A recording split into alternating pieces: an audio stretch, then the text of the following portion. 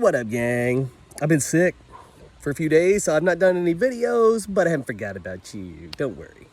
Anyway, what I want to talk about today is the WordPress theme and plugin repository, because people really want to talk about this. It's been the epicenter of sort of the automatic versus WPEngine blow up when Matt Mullenweg removed WPEngine's access to the theme and plugin repo, making it so that nobody on WPEngine could update those assets on their sites. And, you know, people start to question, like, this whole chain of command here, like, should these sites be reliant upon the WordPress repo? That's like a very tight choke point where Matt can screw with it and mess with outcomes for people. Is that a good idea? Or what should we do instead?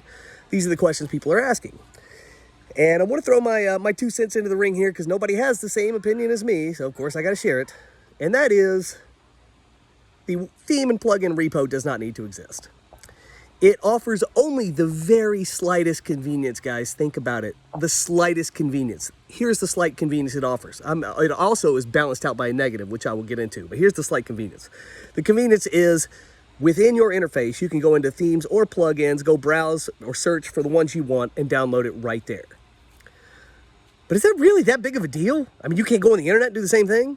You know, you come to my site and download my stuff after you pay for it, and then you install it on your site. You upload the zip file within the WordPress interface. It's pretty simple stuff. It's not that big of a deal. Pretty much anything that's premium that requires a license key to activate is not available through the theme and plugin repository anyway. Like, my updates don't run through there. My stuff's never run through there. So it's not essential at all. It only offers a very slight efficiency boost, but also I think it's thought about all wrong. If you're a brand new person to WordPress, you install this and you're like exploring, you know, you're exploring the interface, you're clicking around and stuff.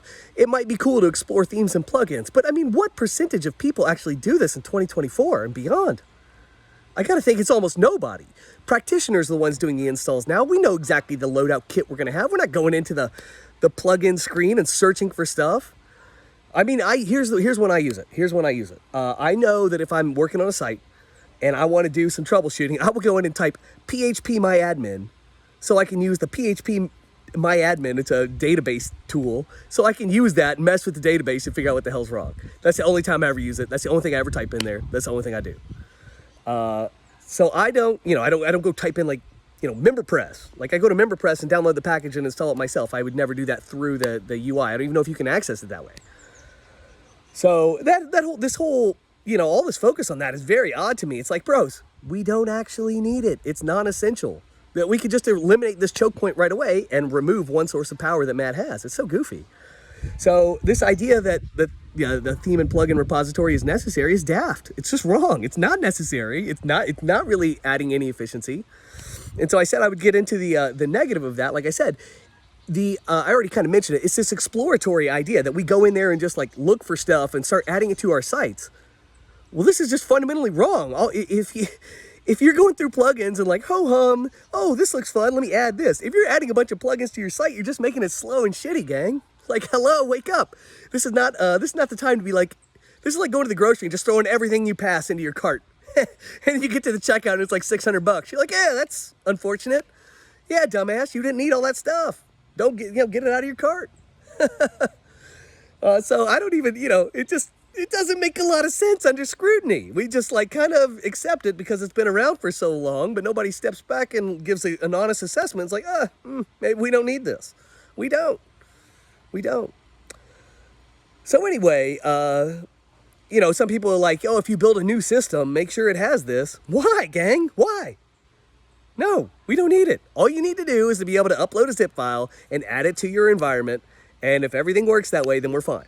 Okay? And I certainly don't want to encourage or make it easy for people to do this aimless sort of practice of adding largesse to their websites. This is not it. Obviously not it. So anyway, no, we don't need the theme and plugin repository. It only provides a tiny efficiency gain. And like I said, it's dubious at best.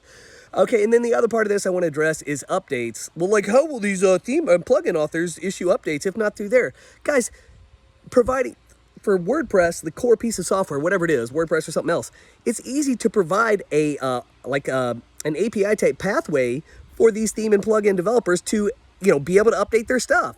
You can ping, send a ping out onto the network, say, hey, a new version of this is available, and then people can, their sites can be notified that there's a new version available, and boom, they can pick it up. In my case, I've been hosting all my own updates for over 12 years. My sites get, a ping will go out, update available. The sites grab the update from me, not from some central plugin repository. From my sites, I've set all this up, But this is not asking too much of developers, and it actually lends an air of seriousness. It's like there's not going to be as much frivolous activity if there's a little bit of a barrier to entry here. We don't want a billion plugins doing a bunch of little nonsense crap. That's wasteful. So there needs to be some barrier to entry, some legitimacy bar for doing this stuff. And, well, anyway, that's enough for now. But the bottom line is we don't need the WordPress theme and plugin repo. It's not worth, gnashing teeth over this. Should we have this or that? It should be like this with this kind of setup. No, dude. No, we just get rid of it. We solve all these problems by eliminating all the stuff we don't need. And in the meantime, we also make it as easy as possible for developers to issue updates and notifications and things like that. This is stuff you can build into a core. It's not that big a deal. It's just a different approach, gang. We got to be open to these things, and we got to see things clearly and not, we have to unthink what WordPress has taught us, because a lot of what WordPress has taught us is wrong, okay, and inefficient and unnecessary.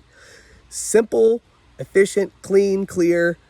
We have to unthink to get to that reality.